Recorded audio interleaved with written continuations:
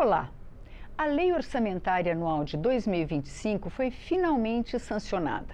Ela prevê as receitas e fixa as despesas da União para todo o ano. A proposta só foi votada em março, devido às adaptações necessárias após a aprovação do pacote de corte de gastos já no finzinho de 2024. O teto de despesas para 2025 é de 2,2 trilhões, estipulado pelo arcabouço fiscal. Este Palavra Aberta recebe o deputado Mauro Benevides Filho, do PDT do Ceará, para conversar sobre as suas expectativas. Deputado, muito obrigada por ter aceito o nosso convite. O que o senhor acha desse orçamento que saiu? Bom, então o orçamento ele procura traduzir para a população brasileira, para quem acompanha, para os meus colegas professores que acompanham a situação fiscal brasileira muito de perto. O orçamento, como você adiantou, ele estima a receita, ou seja, ele faz uma previsão do que a União pretende arrecadar e, ao mesmo tempo, aí ele fixa a despesa, ele determina o limite de despesa de cada dotação, saúde, educação, segurança, só que tem uma parte que, enquanto no Brasil só se discute no orçamento o que nós chamamos de despesa primária. O que é a despesa primária? São todas as despesas que não tem a ver com a dívida pública, nem juros, nem amortização, nem rolagem da dívida. Então, despesa primária, essas são as despesas do dia a dia, é o centro da discussão brasileira. Existem várias regras para a despesa primária, que é a Lei 4.320, que é a lei que rege o processo orçamentário, é a Emenda Constitucional 109, é a Lei de Responsabilidade Fiscal, era o teto de gasto, agora é o arcabouço fiscal. São tantas regras para essa despesa primária, mas infelizmente no orçamento da União, nem o de 2025 e nem o outro, não há uma só regra para o limite de despesa financeira.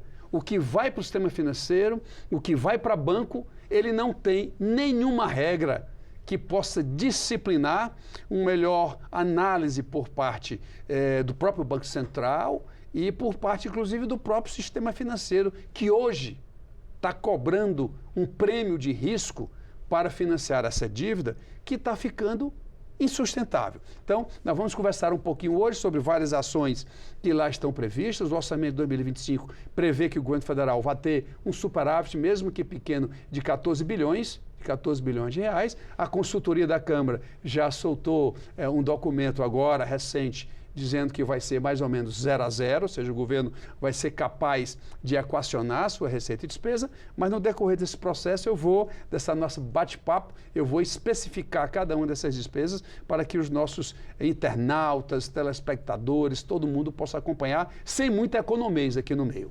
Então, como é que o senhor falou na dívida pública, essa dívida o governo faz para se financiar? Exatamente. Quando o governo gasta mais do que arrecada, ele tem duas maneiras fundamentais para fazer esse financiamento. O primeiro deles é você criar novos impostos, você aumentar ou então alterar alíquotas de impostos já existentes. A outra é você ir no mercado financeiro, o governo entrega um título, um pedaço de papel, com prazo, valor, deságio, enfim, toda uma característica, e o sistema financeiro, ele compra esse papel, ou seja, ele fica com o papel, com a taxa de juros que está comprometido em pagar, e o governo recebe dinheiro. São dois mecanismos muito usados, hoje talvez muito mais, a dívida pública, o endividamento do setor público, propriamente a receita tributária. Agora, como é que se pode fazer? Porque é um negócio, né, que o governo estabelece com o sistema financeiro. Como que ele pode fazer para que isso diminua, que essas regras não sejam ditadas pelo sistema? O primeiro, a noção global é de que o Brasil tenha uma taxa de juros muito elevada pelo risco que ele seja, primeiro, pelo nível da relação dívida-PIB, ou seja, o tamanho da dívida como proporção do tamanho da riqueza. O que é o PIB? É o Produto Interno Bruto. É aquilo que tudo que se produz de bens e serviços numa determinada economia durante um determinado período de tempo. Então, essa relação dívida-PIB do Brasil hoje, que é da ordem de 76%, os Estados Unidos é 120%, o Japão é 200%. A Alemanha é quase 100, 90. Então, aí eles dizem assim, não, mas vamos comparar com países aqui da América do Sul, da América Latina, e aí vem a minha pergunta subsequente. Olha, veja só, que prêmio de risco é esse que o mercado financeiro cobra? O Brasil tem hoje, atenção, olha, esse dado que eu vou dar agora é muito relevante. Fica aqui com a gente para vocês saberem agora um pouco disso aqui, porque hoje o Brasil tem hoje a maior taxa de juro real do mundo. Eu estou tirando a Rússia, antes que alguém me corrija, eu estou tirando a Rússia, que está em guerra, portanto, tenho aí uma incerteza muito grande em relação à sua economia. Está sofrendo um bloqueio econômico. Pois é, então ele realmente tem uma taxa de juros real um pouquinho só mais alta, mas todos os outros países têm taxa de juros real menor que a do Brasil. Como é que pode a Argentina, que há poucos anos atrás deu um calote na sua dívida, e hoje a Argentina, o que os bancos cobram para financiar a dívida de lá é menor do que eles cobram aqui para o Brasil. Isso não tem explicação macroeconômica para poder justificar. Ah, a taxa de juros tem que ser alta porque a inflação está muito alta. Tudo bem, mas aí eu que já tive a oportunidade de conversar com os dois últimos presidentes de Banco Central, mostrando possíveis equívocos no modelo que o Banco Central usa para poder definir essa tal de Selic. Selic é aquela taxa de juros que o Brasil paga sobre sua dívida. Selic quer dizer, antes que para o pessoal também saber, quer dizer Sistema Especial de Liquidação e Custódia. Esse nome, portanto, não caiu do céu. Ele tem uma razão que nada mais é do que um sistema que o Banco Central tem para acompanhar todos os títulos que ele lança no mercado financeiro. Portanto, não há uma explicação por que a taxa de juros hoje, a Selic, é 14,25 e não é 12,75. Mas como mudar isso, deputado? Então aí você chegou já no ponto, o ápice de tudo do questionamento. Porque como o mercado financeiro se arvora, né, até porque hoje no Brasil, dos quase 200 bancos que nós temos hoje, 5 bancos detêm 83% de toda a movimentação financeira no Brasil. Já pensou a concentração? 83%. Esse dado precisa ficar público para todo o Brasil. Então, eles realmente, eu chamo isso na teoria microeconômica, a gente chama isso de oligopólio. Poucas pessoas determinando o preço.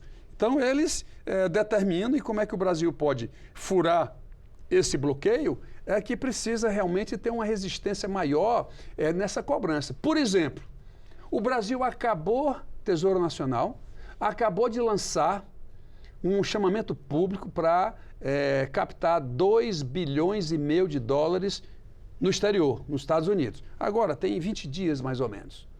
Pois bem, o Brasil, que todo mundo diz aqui que é um risco muito grande, olha, cuidado, a gente tem que cobrar uma taxa de juros muito alta por isso e por aquilo, mas olha só o que é que aconteceu. Lá fora, a visão em relação ao Brasil é diferente. Sabe o que é que aconteceu? O Brasil só queria captar 2 bilhões inicialmente, mas a oferta foi de 6 bilhões e 500. O Tesouro Nacional ficou tão constrangido que ele aumentou, nem precisava, mas aumentou para 2,5 bilhões e o mais importante, a taxa de juros demandada pelo sistema financeiro internacional para dar esse dinheiro ao Brasil, em troca, obviamente, dos títulos públicos, é menor do que o sistema financeiro cobra hoje. Como é que visão é essa? O Fundo Monetário Internacional diz que o Brasil é o segundo país de maior ajuste fiscal do mundo. Aonde está essa informação? Não tem. Poucas pessoas sabem que a despesa primária do governo, ou seja, todas as despesas, saúde, educação, previdência, folha e tal, como proporção do PIB, que era de 19,5% em 2023, ela caiu para 18,6% em 2024. Aonde está essa informação? O resultado primário, aí o mercado financeiro acompanha. O resultado primário, que é a receita primária menos despesa primária, que foi um déficit de 221 bilhões em 2023, ele caiu para 11 bilhões em 2024. Então, sabe, eu acho que o sistema financeiro brasileiro, a gente tem que dizer para eles que não é bem assim. eles precisam colaborar também com isso. E o Congresso pode fazer alguma coisa para ajudar? Pode, o Congresso pode fazer isso. Nesses últimos meses, eu estou aqui há 7 anos na Câmara dos Deputados, eu tenho tratado isso permanentemente, mas eu tentei fazer isso na Lei de Diretrizes Orçamentárias, mas não consegui aprovar aqui na Casa, e estou conversando com o senador Renan Calheiros, que lá, porque endividamento do setor público, ele não é uma tarefa do Congresso Nacional. Endividamento do setor público, essa determinação de limites de endividamento é exclusivo do Senado Federal. Pois bem, o senador Renan Calheiros, aliás, há 6 anos atrás, se eu não me engano, o senador Zé Serra já tinha também proposto um projeto de resolução do Senado, a gente chama de PRS, na época do Serra era o 84, PRS 84, que basicamente dizia o seguinte: hoje, os municípios não podem se endividar mais do que 1,2 vezes a sua receita corrente líquida. Os estados não podem se endividar mais do que 2 vezes a sua receita corrente líquida. E a Constituição, a LRF, obriga a União a fazer a mesma coisa para a União. Não deixam aprovar no Senado Federal. O sistema financeiro não deixa. O Banco Central não deixa. E aí o senador Renan Calheiros agora, sabendo da dificuldade, trocando ideias com ele disse assim: olha, daqui a 15 anos, olha só, nem para agora, daqui a 15 anos a União não poderá ter a sua dívida consolidada líquida sobre receita corrente líquida maior do que, se eu não me engano, 4,8 vezes. Não vai passar. A dificuldade é muito grande. Então, primeira coisa que precisa ser dada, primeiro ponto, é dar transparência nesse tamanho. Segundo, precisamos ter regras para poder acompanhar essa despesa que o Brasil não faz. Nem os parlamentares, obviamente aqueles que trabalham na área mais econômica, e ninguém tem a obrigação disso, mas eu que estou nessa área já há muitos anos, discuto isso muito com os meus alunos na sala de aula, isso precisa ser... Por exemplo, quer ver um exemplo agora? Vamos pegar quanto aumentou a dívida pública em 2024. A dívida pública aumentou quase R$1 trilhão. Gente, 1 trilhão para uma dívida que é 9 trilhões, foi um aumento assim brutal. Aí eu pedi aos meus alunos para fazerem uma decomposição, quem contribuiu para o aumento desse endividamento. Pasmem só, meus caros internautas, telespectadores, que é o seguinte: mais ou menos 40 bilhões foi a desvalorização cambial, 11 bilhões foi o déficit primário do governo e 952 bilhões de reais de juros da dívida pública. Isso não vai dar certo. Daqui a 3, 4 anos, o Brasil aí sim poderá ter problema de financiamento, porque aumentaram. E esse ano, anote aqui, eu quero deixar gravado aqui no nosso programa, o Brasil vai pagar de juros em 2025 1,1 trilhão de reais, 1 trilhão e 100 bilhões de reais. Repito, isso não vai se sustentar. Então, o primeiro é a transparência. Segundo, a gente tem que ter uma regra de como delimitar esse crescimento exacerbado. Deputado, muito obrigado por toda essa explanação sobre orçamento, e a gente vai continuar essa conversa durante esse ano para acompanhar essa conversa toda. Eu estarei aqui à disposição, só para concluir, mais ou menos 200 bilhões na educação, 240 na saúde, 300 bilhões no déficit da Previdência e 1 trilhão de reais de juros. Esse é o orçamento de 2025 que nós estamos agora procurando elucidar nesse debate tão rico. Muito obrigada. Nós conversamos com o deputado Mauro Benevides Filho, do PDT do Ceará, sobre o orçamento de 2025. Se você quiser rever ou compartilhar este programa, vá ao nosso canal no YouTube. Obrigada pela audiência e até a próxima.